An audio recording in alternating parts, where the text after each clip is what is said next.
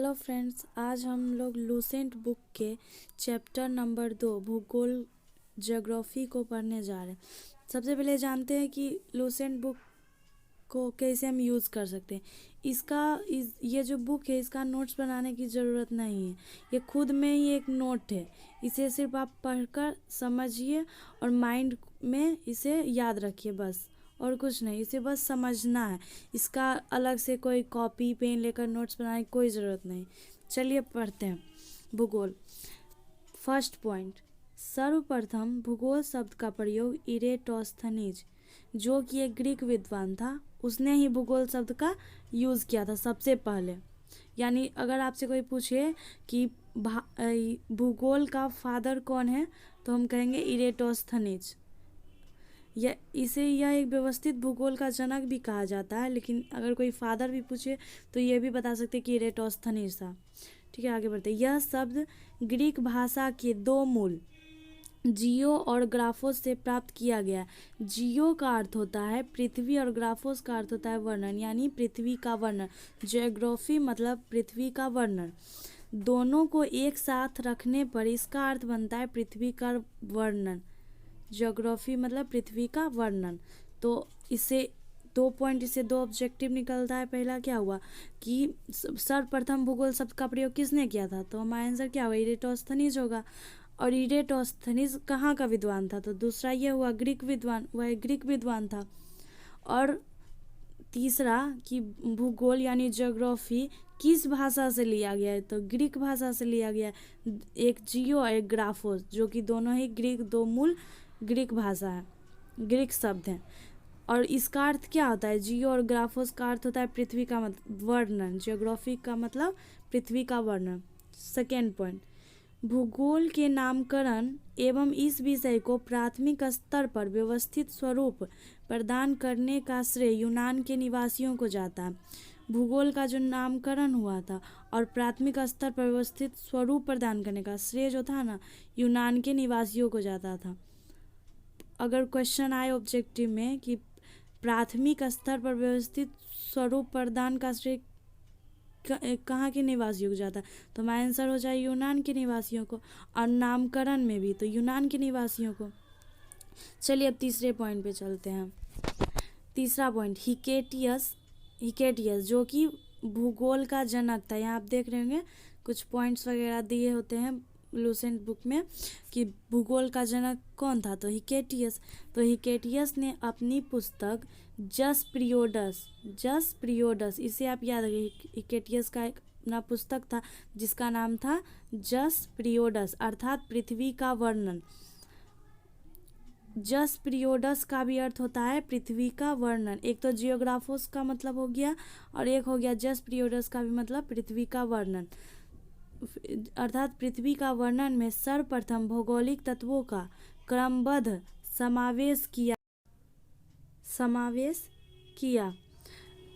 Hecataeus जो था Hecataeus भूगोल का जनक था, जिसने एक पुस्तक लिखी थी जस पीरियडस, जिसका अर्थ होता है पृथ्वी का वर्णन। सर्वप्रथम भौगोलिक तत्वों का क्रमबद्ध समावेश किया। यह वह पुस्तक थी, जस पीरियडस वह किताब था ना, जिसमें ना हिकेटियस भौगोलिक तत्व जितने थे ना उसका क्रमबद्ध समावेश किया था, मतलब संग्रहण समझ सकते हैं, संग्रहण किया था।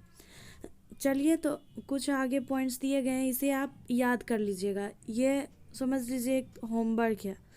तो चलिए पढ़ते इसे भी। भूगोल का जनक कौन था, तो भूगोल का जनक हिकेटियस था। वर्तमान भूगोल का जनक कौन है, अगर आपसे क्वेश्चन करे कि वर्तमान भूगोल का जनक कौन है, तो अलेक्जेंडर वॉन हम्बोल्ट हो जाएगा। आप इसे एक ट्रिक की तरह, मेरा कुछ है, आप इसे ट्राई कर सकते हैं। जैसे इसमें क्या है, वर्तमान भूगोल का जनक, इसमें देखिए वर्तमान है, इसमें क्या है, वॉन है, वर्तमान है, वॉन है। आप इसे याद रख सकते हैं कि वर्तमान भूगोल का वर्तमान, तो अलेक्जेंडर वॉन हम्बोल्ट हो जाएगा।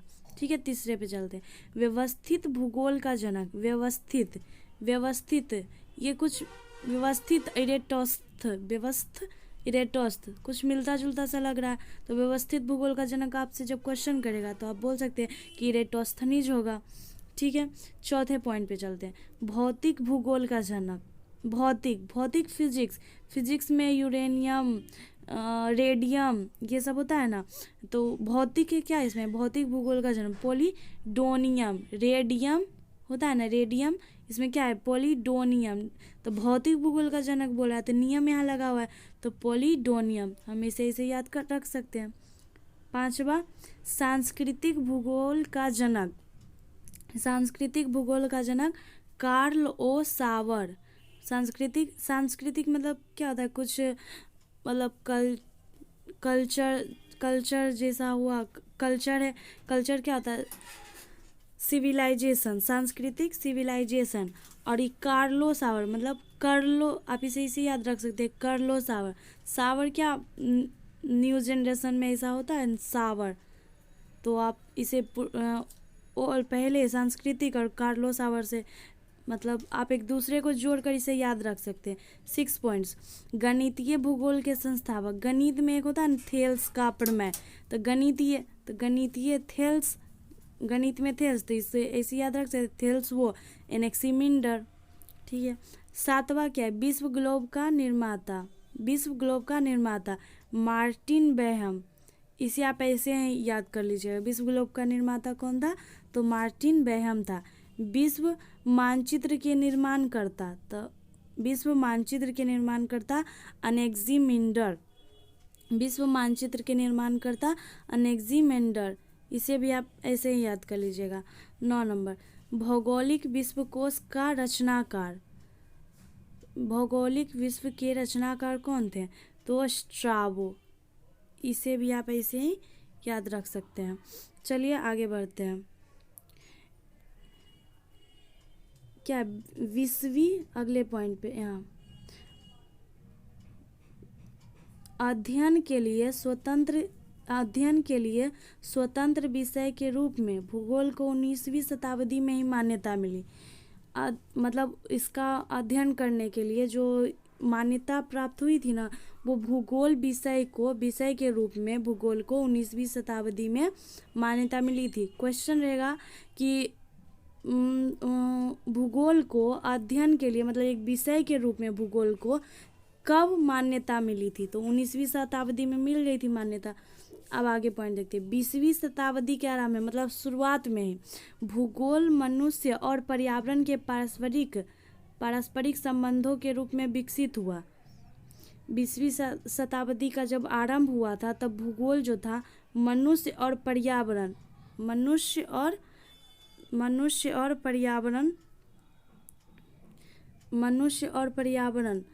के पारस्परिक संबंधों, जो नेचर और ह्यूमन का जो संबंध होता है, जैसे हमें जल की आवश्यकता तो नेचर हमें प्रदान करता है, तो हमारा एक रिलेशन है मनुष्य का, जैसे ह्यूमन का रिलेशन है नेचर से, वही इसमें बता रहा है कि पारस्परिक संबंधों के अध्ययन के रूप में विकसित हुआ था 20वीं शताब्दी के प्रारंभ में। क्वेश्चन रहेगा कि भूगोल मनुष्य और पर्यावरण के पारस्परिक संबंधों के अध्ययन के रूप में भूगोल कब विकसित हुआ, तो हमारा आंसर क्या होगा 20वीं शताब्दी के आरंभ में, 20वीं शताब्दी के आरंभ में। चलिए आगे क्या है, संभववाद। पहले क्या है यहाँ पे, इसकी 2 विचारधाराएं थी। जब ये विकसित हुआ था ना भूगोल, जब मनुष्य और पर्यावरण के बीच के संबंधों में विकसित हुआ आगे, तो इस पर 2 विचारधाराएं दी गई थी। पहला जो था संभववाद था, इसके अनुसार मनुष्य अपने पर्यावरण में परिवर्तन करने में समर्थ है। इसमें जो विचारधारा था पहला कि संभववाद में, इसमें क्या था जो संभववाद, इसके अनुसार मनुष्य अपने पर्यावरण में परिवर्तन करने में समर्थ था, मतलब सक्षम था। मनुष्य जो था पर्यावरण में परिवर्तन कर सकता था तथा वह प्रकृति प्रदत्त अनेक संभावनाओं को अपनी इच्छा के अनुसार उपयोग कर सकता है। जो प्रकृति हमें प्रदान करती है उसे अपनी इच्छा के अनुसार उपयोग कर सकता है। और इस विचारधारा के समर्थक हैं भूगोलवेत्ता वाइडल डी ला ब्लास और फेब्रे। 2 जो थे वाइडल डी ला ब्लास और दूसरे फेब्रे संभववाद विचारधारा के विचारधारा के समर्थक थे। चलिए आगे बढ़ते हैं। दूसरा जो था निश्चयवाद था। निश्चयवाद, इसके अनुसार मनुष्य के सारे काम पर्यावरण द्वारा निर्धारित होते हैं। इसके अनुसार मनुष्य के सारे काम पर्यावरण द्वारा निर्धारित होते हैं, अतः मनुष्य को स्वेच्छापूर्वक कुछ करने की स्वतंत्रता कम है। यहाँ थोड़ा जोर लगाने वाला बात है कि कम है। यहाँ पे आप जोर देकर पढ़ें। यहाँ क्या लिखा हुआ है कि मनुष्य के सारे काम पर्यावरण द्वारा निर्धारित होते हैं। मनुष्य का जो जितना भी काम होता है वो पर्यावरण द्वारा निर्धारित होता है, लेकिन मनुष्य को स्वतंत्रता कम है। इससे मनुष्य को कुछ करने की स्वतंत्रता कम है। स्वतंत्रता मतलब वो पर्यावरण के साथ कुछ कर सकता है, लेकिन बहुत कम है।